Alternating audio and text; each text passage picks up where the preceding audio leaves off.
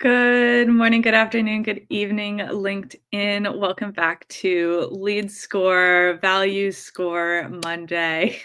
I'm Casey Hawkins here with Chris Carolan. Riley is out sick today, so we are rolling with just two. If you've been following along, we've been working through this in a journalistic framework: who, what, when, where, how, to completely rethink lead scoring.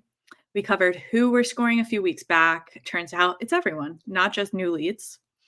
Then we tackled why we're scoring, resource allocation, not just to hit 100 points and notify sales. And last week, we got into what we're actually scoring: fit signals, engagement signals, and progression signals.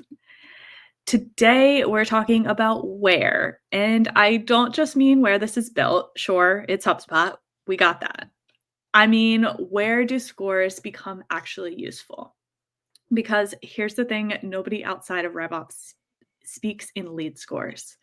Sales doesn't care that someone has 73 points. Marketing can't explain why 100 point triggers an action. Leadership has zero context on what these numbers represent. So today we're asking, how do we translate scores into something humans can actually use? How do we surface insights where decisions happen, not buried in someone's scoring tab nobody ever checks? We're talking labels, custom views, custom cards, AI summaries, the translation layer of making scores serve people instead of confusing them. Chris, you ready to unpack where scores go to become useful? Oh, am I? So, Man, imagine serving people instead of confusing them. What a world that'll be. so if you're new here, Chris is a skeptic of scores, historic skeptic of scoring. Um, so my best guess is, Chris, you have not done a lot with scores in the past. When we talk about where have you put scores, the answer is nowhere. Yes.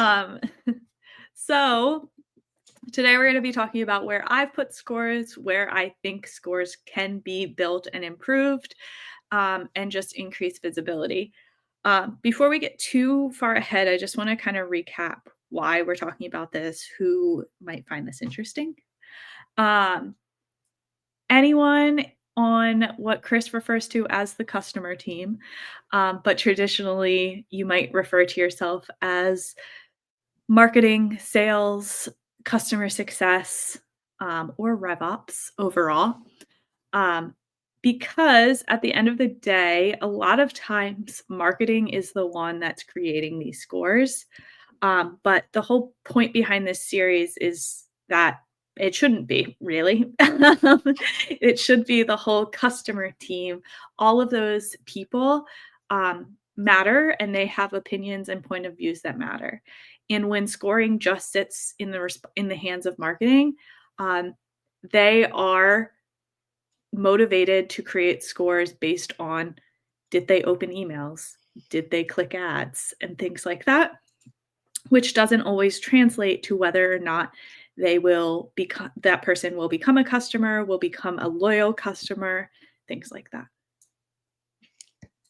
2 points All here. right, go ahead. The fact that we can't say, I'd say one of the groups traditionally served by scores would be SDRs. Mm-hmm. Is that fair? Yeah. And the fact that we can't say SDRs and it automatically means they're in the sales silo. Sometimes they're in the marketing silo. Mm-hmm. Is why I'm trying to get people to move away from marketing, sales, et cetera, et cetera. Mm-hmm. But secondly, why we start from the foundation. And you mentioned at the beginning, it turns out that we're scoring everybody and not just leads. Mm-hmm. If we agree with that, that dramatically changes this conversation that we're having right now, because I would imagine that traditionally, and this is where I look forward to learning from you today, Scores are usually related to a leads list somewhere that somebody has to action on, and they don't want to click into every lead to understand all the things that they probably should understand. And they want scores to prioritize things for them. Is that Mhm. accurate? Yeah. Yep. So I would say, like, traditionally, when we look at lead scores, or score yeah, lead score. When we traditionally look at lead scores, the purpose is to hand off to sales. When does this contact get passed to sales? Um, but one thing I hear I've built a lot of lead scores, and I've heard over and over again, sales gets the lead, however they get the lead, and then they don't know what to do, what to say, so then they just start sending the same generic messaging to everyone. Um, one of um, the hills I was willing to die on over the summer when we were, leading into the lead score sunset was this paradox that I feel like I would get stuck in, where I was having conversations with people about how many resource downloads equals a demo, or a sales request, whatever your sales request looks like. Um, and this is why I think it's important to add visibility. At the end of the day, this is why I think this is so important, because if we treat 10 resource downloads is equal to one demo request, then how if your sales team doesn't is just seeing the same score, then how do they know to treat those differently? Um, and they should treat them differently. It's not the same. It's not the same if someone downloaded, I don't care if they downloaded 50 resources from your resource library. They did not request to talk to sales. So the conversation you're going to have is has to be different. Um, I've been helping one of my clients with some lead scores recently, and this is something we've been talking a lot about is like which scores and ultimately which actions deploy different playbooks, is the way we're referring to it there. Um, but you know, if someone requested a demo, then sure, we're going to follow up with them and say, hello, thank you so much for requesting a demo. Here's my calendar link. Let's get that scheduled ASAP. But if they attended a webinar, if you're like, hello, thank you for attending this webinar, even best case scenario, you said, thank you for attending this webinar. Here's my meeting link. Let's get you a demo. That's going to get a way lower response rate than the person who asked for a demo. And that's best case scenario that the person actually looked at the record and saw that they did something they requested, or they went to a webinar. Yeah. Um, and so one thing I've heard a lot from teams when we start having these conversations about how to communicate with sales as to what happened is a lot of teams, marketing teams, want their sales reps to feel comfortable reviewing the timeline inside of HubSpot, which I will say, like, on its surface feels like the path of least resistance. And like, as a marketer, I will say, I will preface all of this by saying I'm a marketer. I'm someone who has been working in HubSpot for, I don't going on, I don't know. Where are we? We're about to be in 2026. Um, A while. a while. Going on 9 years. I don't know why.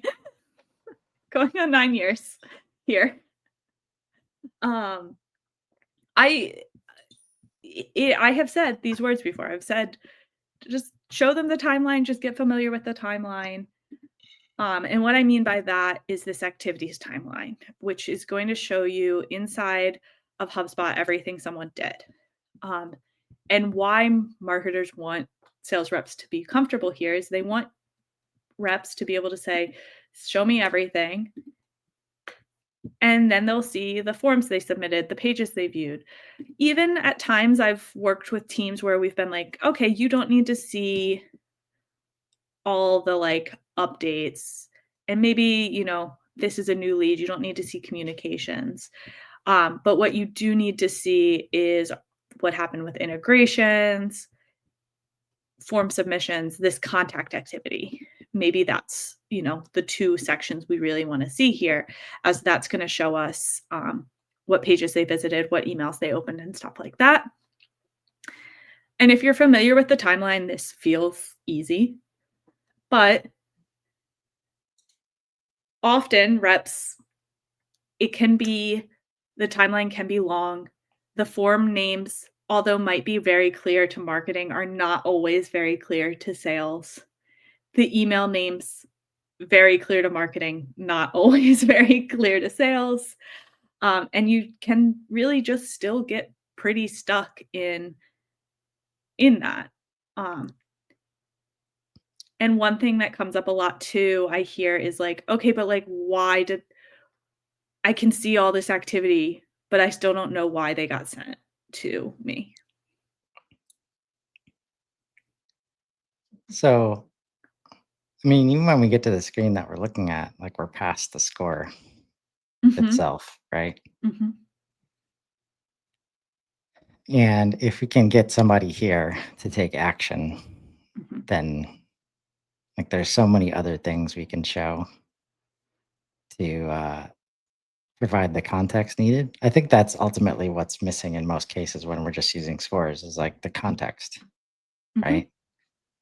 And so the other places I would imagine teams are looking at are like task queues or call queues, um, lists, uh, even the sales workspace, I'm sure is designed to support this.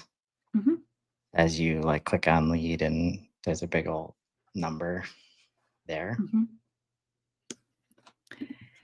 Yeah, so one of the things I like to do is I like to set up a custom view. Um, this one's set up for contacts. It's gonna depend on your org, like how this is set up, but let's just stick with contacts right now. Um, and then I like to break my scores up, and this is actually the entire reason I like to break my scores up, is to give teams this level of visibility into what is encompassing the score. Um, so this is not just a score of 4, although I can see this person has a total score of 4.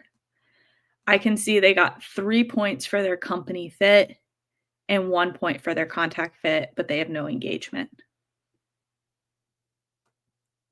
Personally, I like my fit scores, my company and my contact fit scores to be a 0 to 10 scale, and I like to look at them as, like, how many of the boxes of our perfect fit do they check off? In practice, that sometimes gets a bit more complicated, especially when you talk about, like, well, this industry is a better fit than someone else. You might wanna give 2 points here and there, but, generally, I like it to be, here are the 10 boxes I wanna see checked off, and how many of those boxes did someone check off? Are you thinking, Chris? You're making a face. Yeah. No, I think I mean, just the way that where you start from just shifts everything. Like the difference between scoring a contact and scoring a signal that the contact just gave you, Mhm, including ones they might not be giving, like the fit, right? mhm, The demographic fit, like mhm, it changes the whole way that you look at this because I'm thinking part of this is helping everybody let go of a human needing to decide who to prioritize mhm, or what action to prioritize rather. mhm, Like if the system's built correctly, You should just be like, oh, this call is on my list today and I'm supposed to call this person and now here's all the context I need. Like, which probably is not served by a score. Mhm. Um, I think scores will shift to having a place of like signal recognition, understanding, and trend analysis as scores go up and down throughout the month, as an example. Mhm. Um, because if I'm in sales and I know my marketing team's doing a lot of work and there's engagement all over the place, I certainly don't want to see or act on like a list of zeros like we have here, Yes. right? Which means the strategy needs a shift where it's like, okay, even though there's scores, like if there's no engagement, we are not like that's going to be a waste of my time if I try to reach out to these people. And like, where else? Like, are there any other high value activities I could be working on to kind of maybe try and create engagement, Mhm. right? Well, would it not be valuable looking here to try to find, in our example, find these people on social media Yep. and try to connect with them in hopes that that will help drive engagement because I can see they're a better company fit. Um, Worth noting, like, and one thing I like about the new scoring tool in HubSpot is I can click on any of these. I can see how the scores changed over time. Um, and I can see what changed it. So this got 2 points because the company properties were updated. Um, and what if I click this? Yep, if I click this, it'll show me exactly what they're getting points for.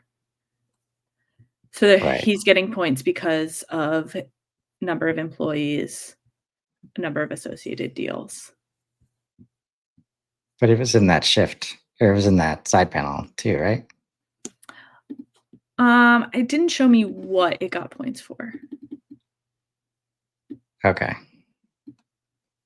Yeah. And I think this is the challenge.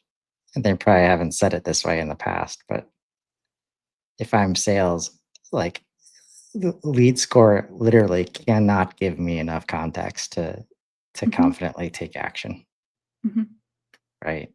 So then I would need to click into the next page I to would wanna understand see that, score calculation, yeah. right?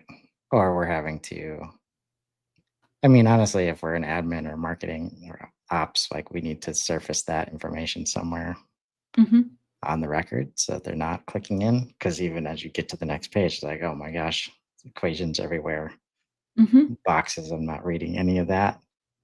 Yeah, I mean, to get here, I had to click 1, 2, and now I'm here, which even, like, I missed this one because I scrolled past it because there was so much red, like, I didn't even notice it.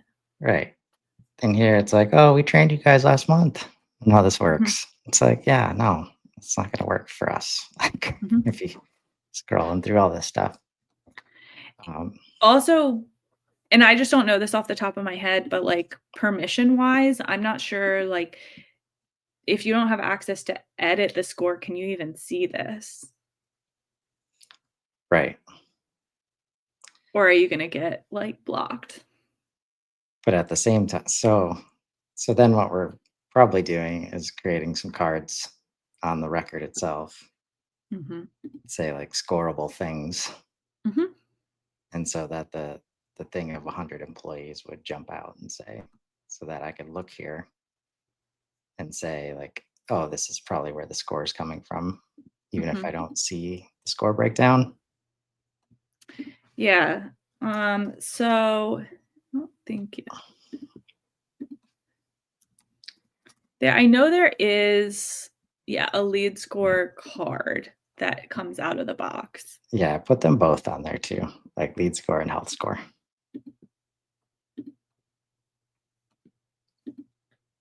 These are the kinds of things that are already available. Mhm. This is without editing anything.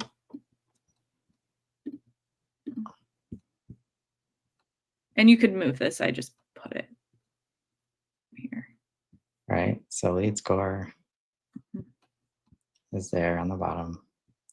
Where did health score go?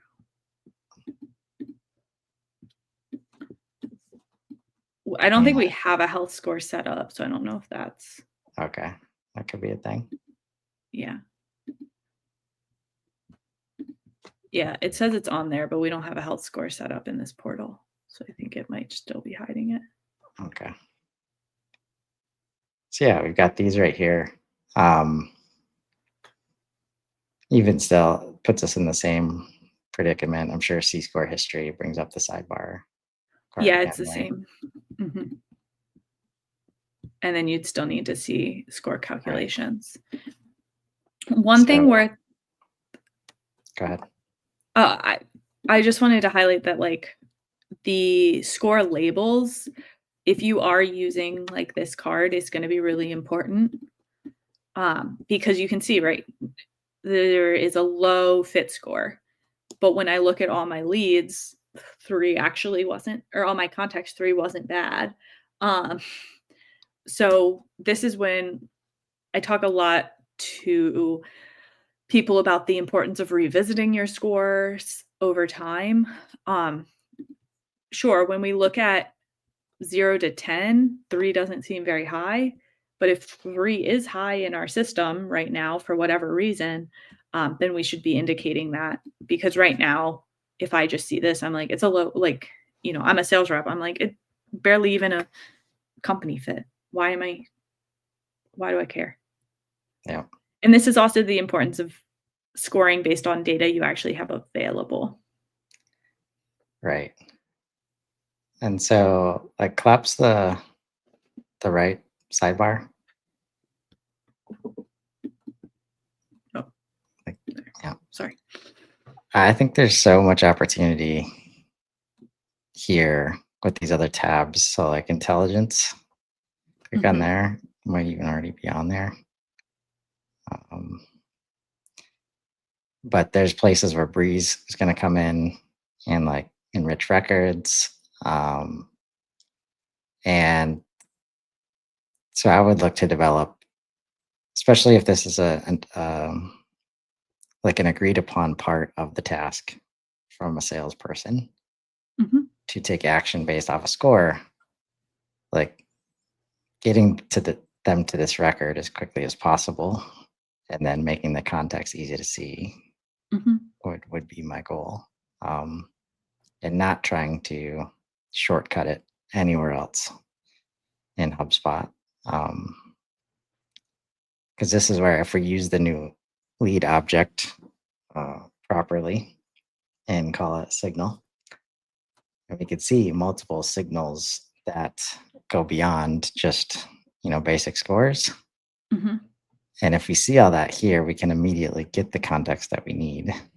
mhm, Um, and I think a lot of the challenge comes since we're not crossing that bridge for them.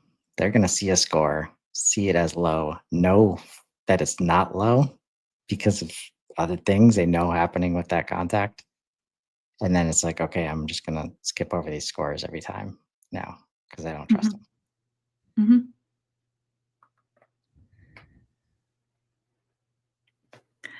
mhm. Yeah, so I think I agree. I think it's important to customize this record, the contact record, the best, with as much as you can. If you don't know, I just pulled in the native cards, and you could add those scoring cards over here too, um, if that works better, whatever. But you can also create a card yourself. Um, so properties are very common. So if you know a score is made up of certain properties. I feel like that, like, showing what those properties are. So I've mentioned I Yeah. like for my fit scores to be, a handful of properties Yeah. So let's do happening. that. Mhm. X this out and let's add a tab to the middle. Let's say scoring.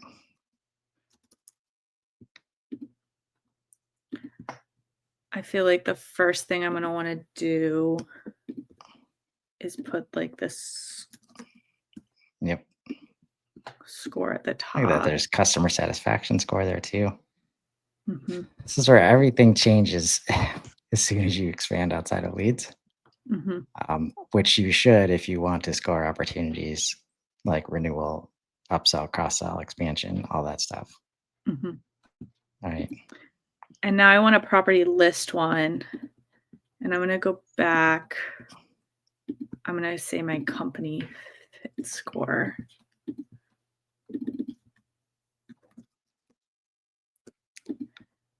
By the way, this would make it really easy for your team to keep this data up to date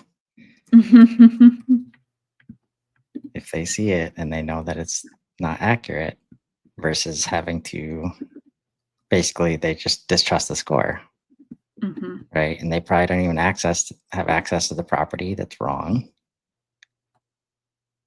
Um, Now you can put it right next to the score and be like, oh, I saw on LinkedIn they just eclipsed like 100 employees. It says mhm. 98. Actually, for this one, I need to do it differently because I'm pulling from the contact, but I'm scoring based on the company. So So you'll add an either association card. yeah. So if I was doing the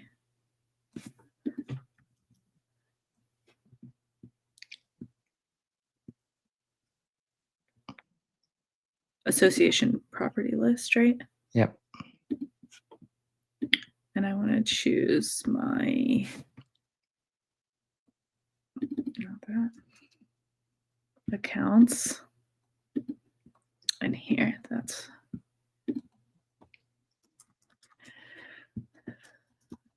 industry, total revenue, and so on. But yeah, so I think you're right though, Chris, that like the associated contacts, this does make it really easy for people to update. And maybe this is, incorrect information, but we want to know number All right. of employees. Like distrust comes from uncertainty. And if all I see is a Mhm, score and I don't know how it's built, I don't know what's serving it, or mhm, I know it's built and I know that the score is incorrect and I can't easily see why it's incorrect is something else.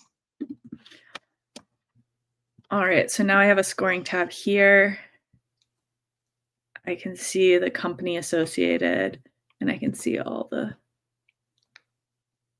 And I guess it's a great example, right? Like, oh, I know which industry they're in. Let me fix that real quick. Mhm, Like this world where everything gets automated away, it just like that hasn't worked, folks. Like, and meanwhile, you could make it insanely easy for your team to understand. Like, if you own Alexander Orion, it's your job to maintain this record. Here's how easy it is to do that. And I think we've talked, I don't know if it was here, but somewhere, like whoever's owns the record at that time in the journey is responsible for maintaining the data. mhm, Right. So I would imagine at some of these score levels that are low, it's still marketing's like contact because it's still nurturing to be done or whatever. mhm. Right. And that so here's it's marketing's role to make sure this information's up to date. Um, It's like kind of like if scoring matters, then this is what you have to do to make it work. I'm not saying it should always matter, but it's it's like if you're gonna do the work, like the system has proven that it can't do it without the help of humans maintaining information. Mhm, And they end up maintaining information outside of the score because they have to to actually make these calls and emails and meetings effective, right? yeah, And it just gets put into different places in the CRM. The scores never get updated, the information never gets updated. We delegate to admins who have no idea about the relationship, right? It's just a cycle that creates the dirty data that we hear about constantly. mhm. Yeah, I mean, I'll say this to humble in the face, like, the best person to build your score is the team that's using the score. Um, sure, I know the buttons to press, but I don't know what industries are are your best customers. I can ask AI, I can ask Breeze to analyze your data, but that assumes that you have that data, which is a big assumption, and that that data is accurate. Your sales team, your customer success team, they're talking to customers every day.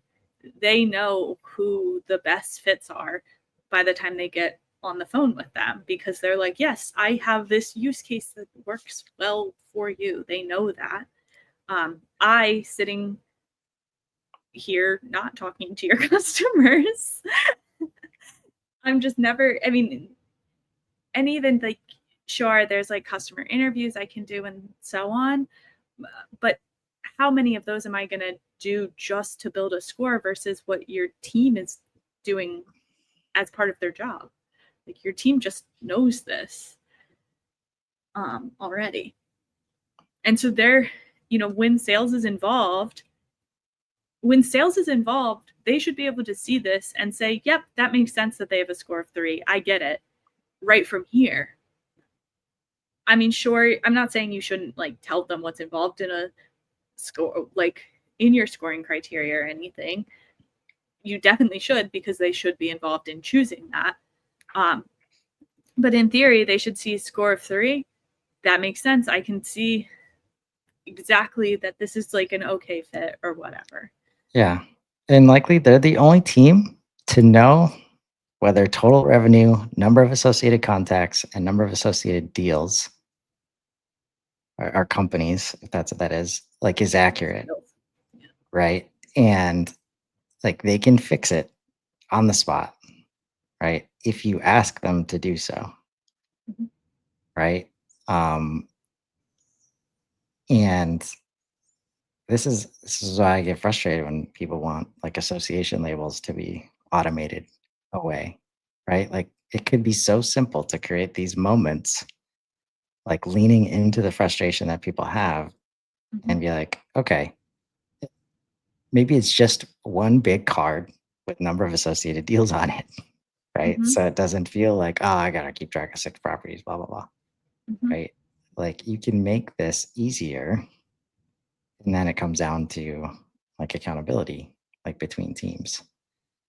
Because the longer this doesn't get fixed, the more work it is for everybody who gets involved in the process. The more, I mean, we're about to enter a space where the more tokens are going to be wasted, right? Because the data is not right. Mhm. Credits, I should have said.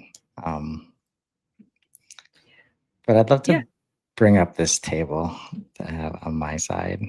Um, just why, like, the thought process behind this like shifts dramatically if you can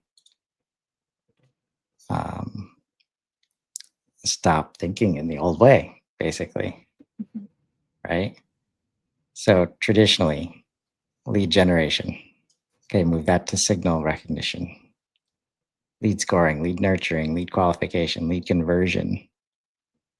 Like moving that to an understanding of what's the pattern, what's the behavior, do we actually see readiness, right? Is it going to be worth our time to do outreach or try to create engagement? Uh, all of this is available to you, and it expands much more outside the lead Mhm. situation, right? Mhm. And it's just a shift in how we approach the data architecture, Mhm. like, is all it is. But you got to agree that, okay, instead of lead nurturing, right, drip sequences until qualified, we actually want to build a relationship so that the person doesn't uh, come back with "leave me alone." I wanted to give Riley a pat on the back for his comment related to that post that was salesperson complaining about somebody saying "leave me alone" in response to a breakup email. Like, no, that's what I mean. You ask them to do that, basically, Yeah. right? So, and that's where, like, as we use the object as an example, um, not to mention properties we've been talking about, like strength of the signal, um, uh, like readiness, Mhm. the depth of the engagement. Mhm. Where did it come from? Where has it been coming from? You can start to create with your lead object, if you want to call it a lead object, stages. Like you can stage the pipeline and say, okay, where are they at in their journey of their relationship with us, Mhm. right? And then you use these things to say, like, to give a really complete context of what's going to happen if I reach out to this person right now. Even if I'm forced to, Mhm. I'll know ahead of time, like, okay, they haven't really engaged. So I need to prepare from that perspective, right? Um, and I was gonna suggest if you pull your screen back up, like we can add this pipeline to that same view, right? And Mhm. I love showing off pipelines to people. Um, All right, so you want me to go back to customize, right? yeah, first time, the only time you'll ever see me ask to put a lead object somewhere. And you want the pipeline? Yep, association stage tracker. All right. Choose an object type. Hopefully leads is there. Would you No, rename it? I didn't. Uh, but No, opportunities or deals. No? This is where leads is a let's fake do object still. let's do opportunities just to paint Show. the picture, right? And you can click save, and you'll have to X out and save the view. I Oh, think. sorry. I got too eager. You're right.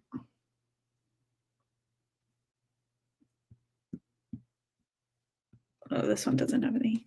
We Uh, can find somebody with an opportunity, hopefully. right. Hogwarts. There we go. No comp. Can't win. Oh man, this is why this is a demo portal. Um, because real portals in real life are messy, right?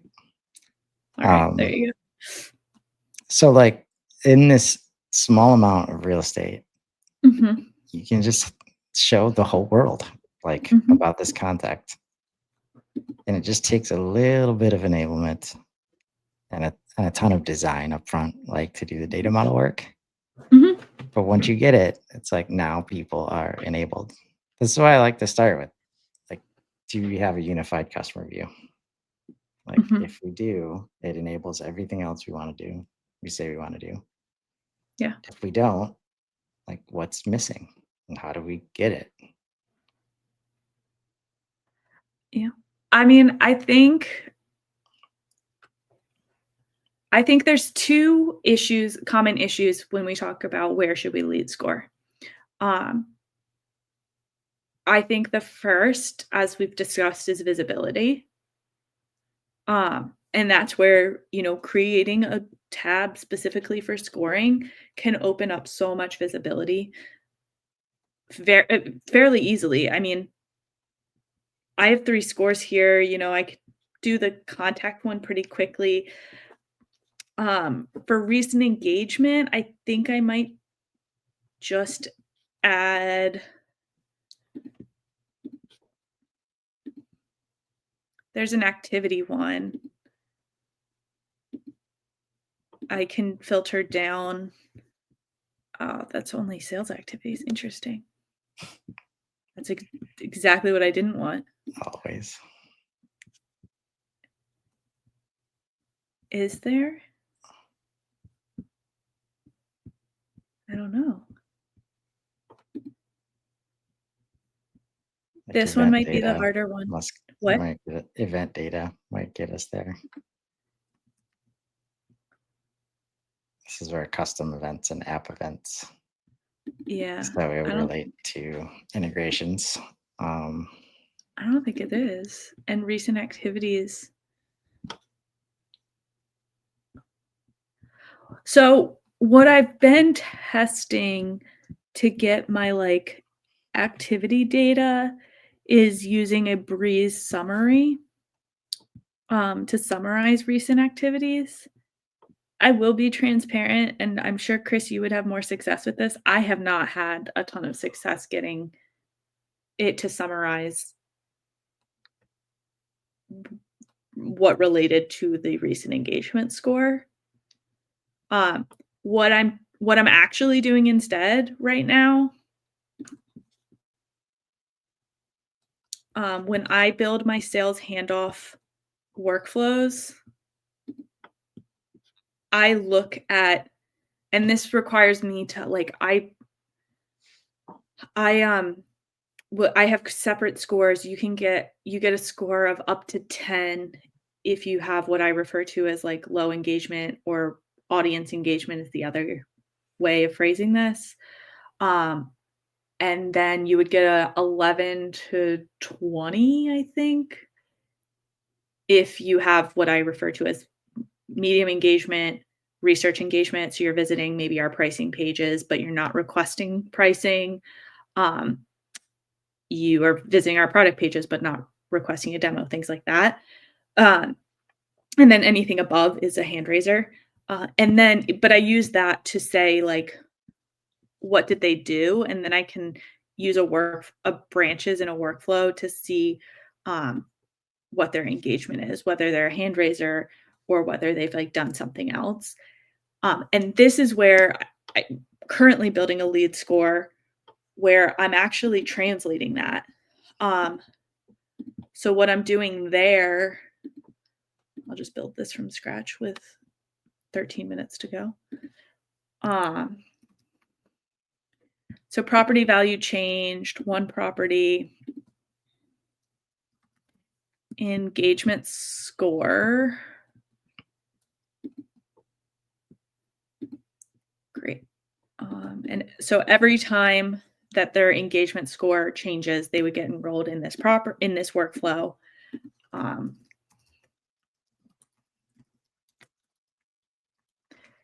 and then I just say, is there recent engagement less than or equal to 10?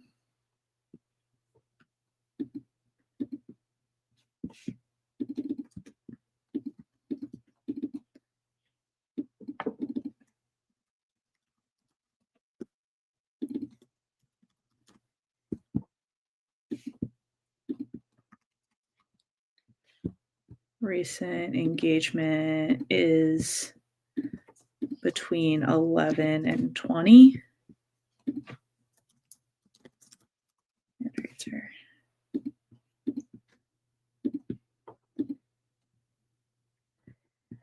And then in the portal I'm doing this in, we have a property that translates this to plain text, because the sales team is never going to be able to memorize I was struggling to remember what my thresholds were. Um, So we have a property that says this person is this level of engagement right now. Then if we're sending that to sales, which we may or may not, low engagement we may not be, um, but in that view that we were looking at before, rather than just saying their recent engagement score is 10, we wouldn't say that at all because that 10 doesn't mean anything. We would just say low engagement. And then from here, we can either trigger a task that has like, this is what you should do next, like maybe connect with them on LinkedIn. Um, I mentioned like we have dedicated playbooks.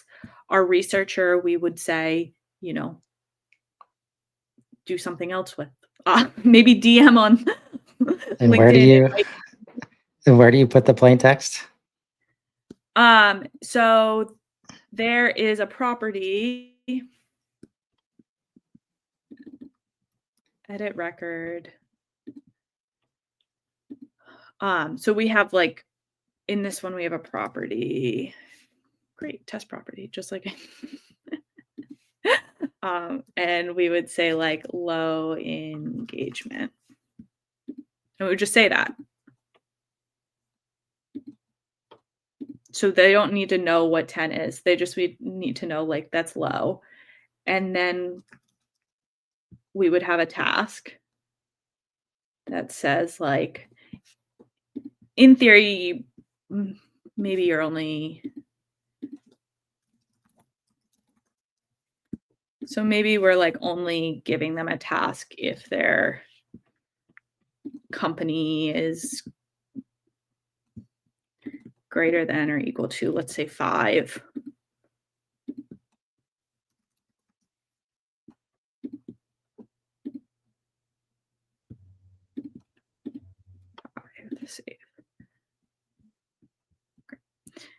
So if they're good ICP,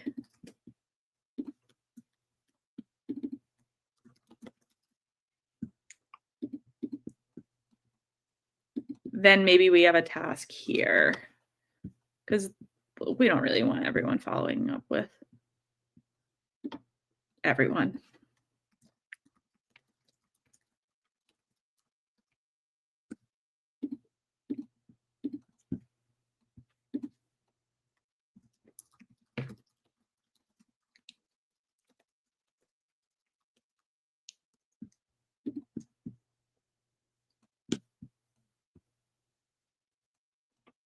And we just do that. And then if they're not a good ICP fit, maybe we put them on our email list. This changes a little, like really for on this action, place here. So if I say medium engagement,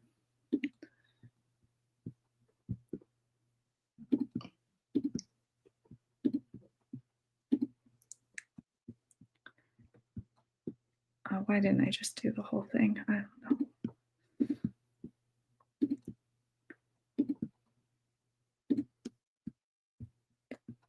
We probably still want to connect with them and invite to upcoming event, whatever you're going to do with them.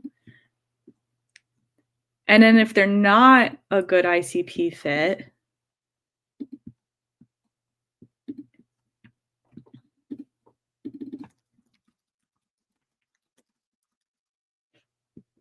maybe this goes to someone else.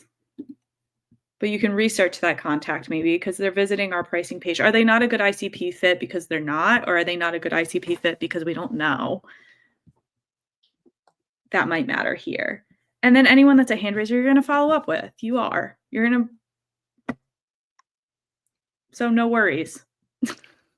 So let's go back to the record. And we'll add one more card. Mm-hmm. Which I think you still have the page editor up. A million tabs. And let's add on the top. Life cycle stage. Can we see that in the card library? What if we did This has to be an on the box. We're on a contact record, right? We are on a contact Okay. record. So card library.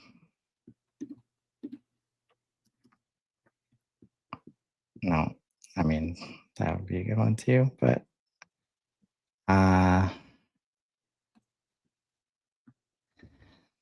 do we not have a stage?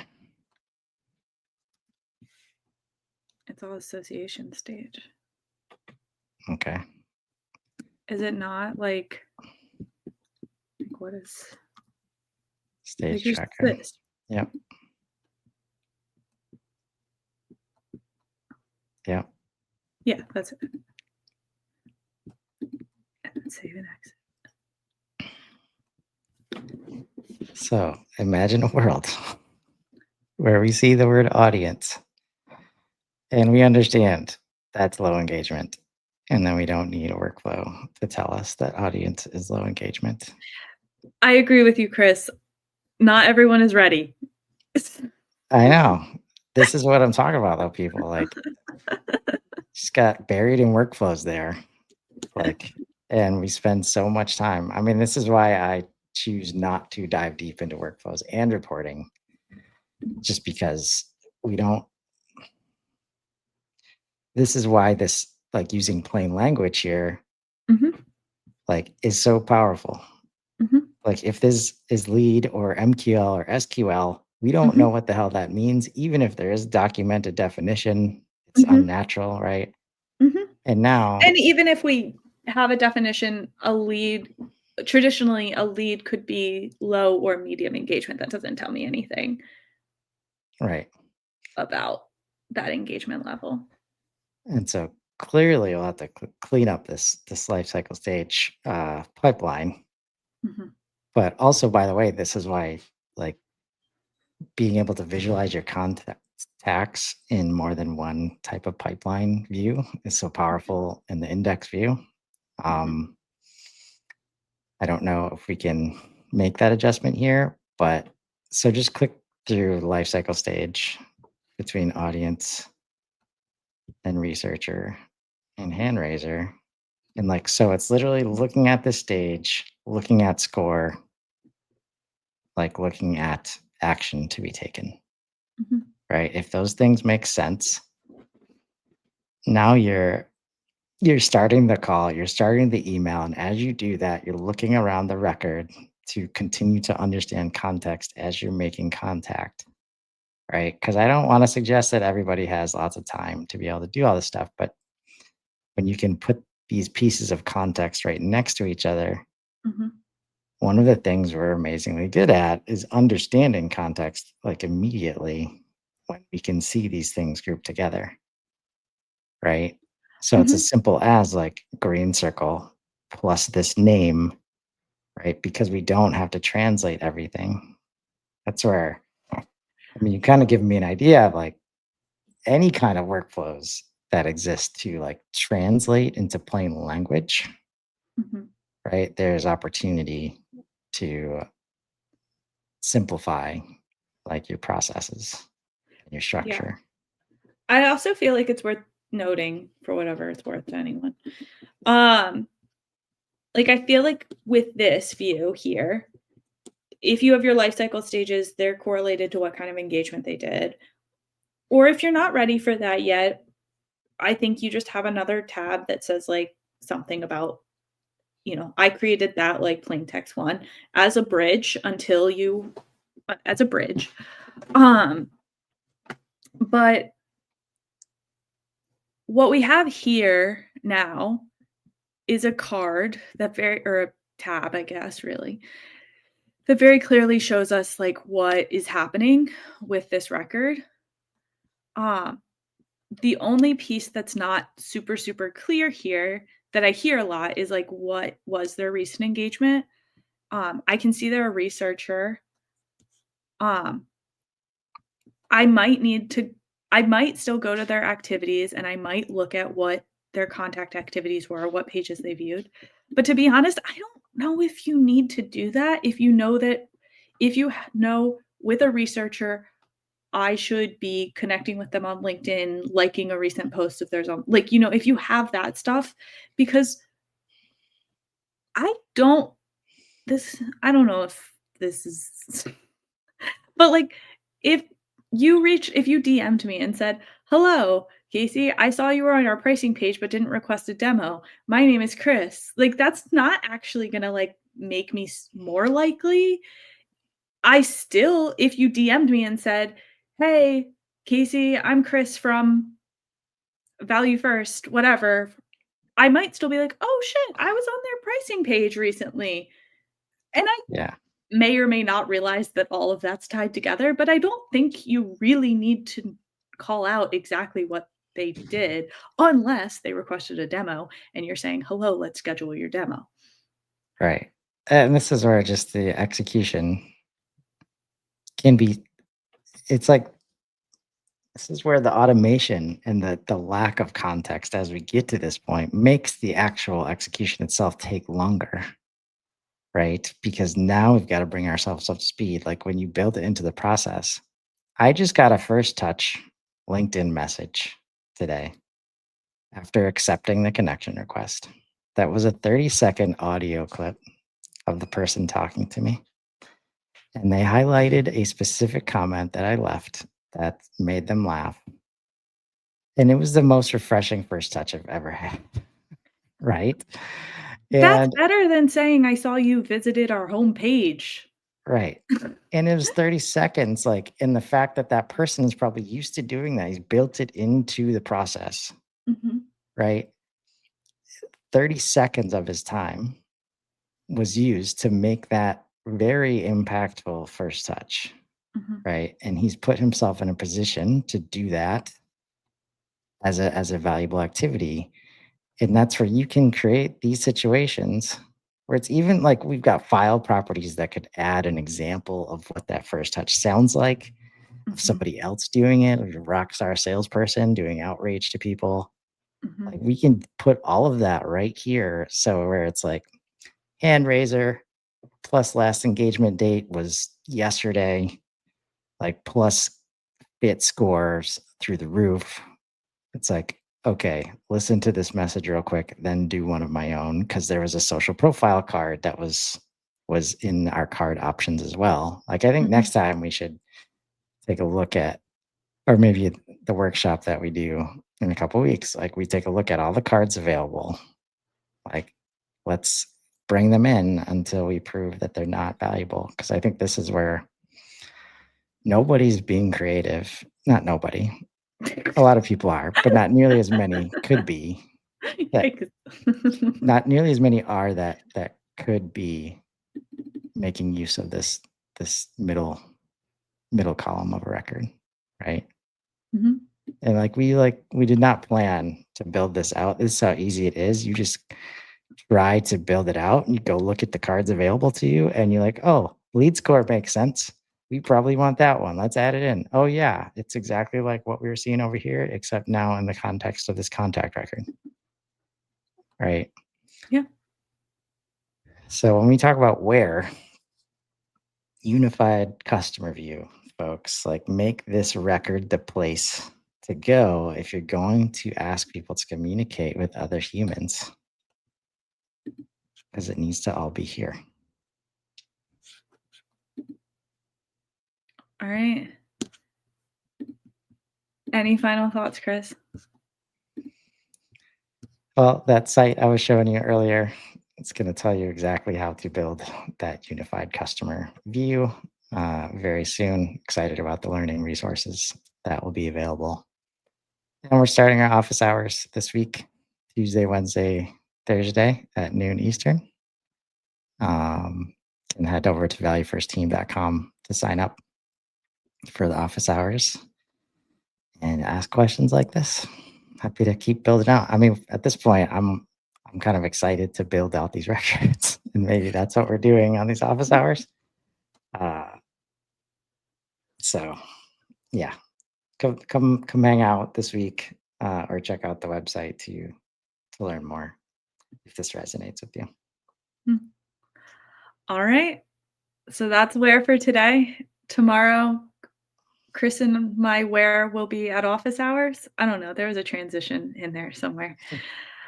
You guys could connect the dots there. The big takeaways from today's scores are as just numbers are useless. Scores as context are powerful, but you need that translation layer. Labels, views, cards, and summaries that explain why someone matters right now. Next week, December 8th, we're tackling when. When do scores trigger actions? When do they become misleading? When should you recalibrate? Because timing matters as much as the score itself. Then on December 15th, we wrap up the year with a how, a demo episode where we will be synthesizing everything together we've built over these last few weeks into an actual implementation, show you what this looks like in practice. We hope Riley's feeling better by next week. If you have questions about this translation layer, custom views, or making scores human readable, drop them in the comments. We'll see you next Monday. Thanks for spending your Monday with us.